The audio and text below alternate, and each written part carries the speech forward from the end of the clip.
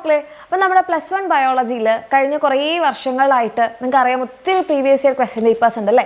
അപ്പോൾ ആ complete question പേപ്പേഴ്സിൽ ഏറ്റവും കൂടുതൽ ഫ്രീക്വൻ്റ്ലി ചോദിച്ചിട്ടുള്ള 35 ക്വസ്റ്റ്യൻസിൻ്റെ ഒരു PDF ആണിത്. അപ്പോൾ ഇവിടെ നിങ്ങൾക്ക് നോക്കിക്കഴിഞ്ഞാൽ മനസ്സിലാകുന്നതേ ഓരോ ഏതൊക്കെ വർഷങ്ങളിലാണ് ഈ ഓരോ ചോദ്യങ്ങൾ ചോദിച്ചിട്ടുള്ളത് എന്നുള്ളത് പോലും ഇവിടെ കൊടുത്തിട്ടുണ്ട്.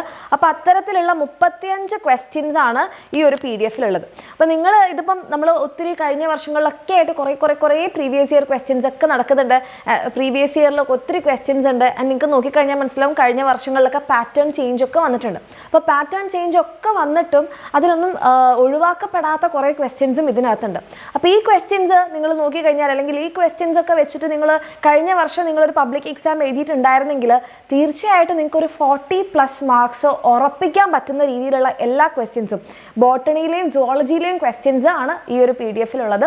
അപ്പോൾ ഈ ഒരു ക്വസ്റ്റ്യൻസ് നിങ്ങൾ നോക്കുകയാണെന്നുണ്ടെങ്കിൽ നമ്മൾ എവിടെ നിന്നും എടുത്തുകൊണ്ട് വന്നൊന്നല്ല, നമ്മൾ പ്രീവിയസ് ഇയർ ഒക്കെ അനലൈസ് ചെയ്തിട്ട്. അപ്പോൾ നിങ്ങൾക്ക് നോക്കിയാൽ തന്നെ മനസ്സിലാവും നമ്മുടെ മെറ്റാഫീസ് എപ്പോഴും ചോദിക്കാറുള്ളതാണ്.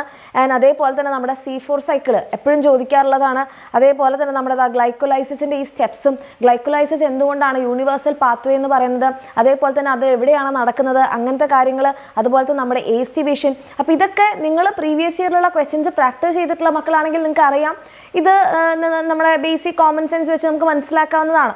പക്ഷേ അതിൽ ഏതൊക്കെയാണ് ഏറ്റവും കൂടുതൽ റിപ്പീറ്റ് ചെയ്തതെന്നുള്ളത് നമുക്ക് കണ്ടുപിടിക്കുക എന്നുള്ളത് ഈ കുറഞ്ഞ സമയത്തിൽ ബുദ്ധിമുട്ടായിരിക്കും അല്ലേ. അപ്പോൾ എൻ്റെ മക്കൾ ഈ ഒരു ക്വസ്റ്റ്യൻസ് ഒക്കെ വെച്ച് നിങ്ങൾ പ്രാക്ടീസ് ചെയ്യുകയാണെന്നുണ്ടെങ്കിൽ നിങ്ങൾക്ക് ഭയങ്കര യൂസ്ഫുൾ ആയിരിക്കും നിങ്ങളുടെ പബ്ലിക് എക്സാമിന്. അപ്പോൾ ഈ ഒരു PDF-ൻ്റെ ലിങ്ക് നമ്മുടെ ഡിസ്ക്രിപ്ഷനിൽ കൊടുത്തിട്ടുണ്ട്. അപ്പോൾ നിങ്ങൾ എന്ത് ചെയ്യുക, എല്ലാവരും ചെക്ക് ചെയ്യുക, പഠിക്കുക.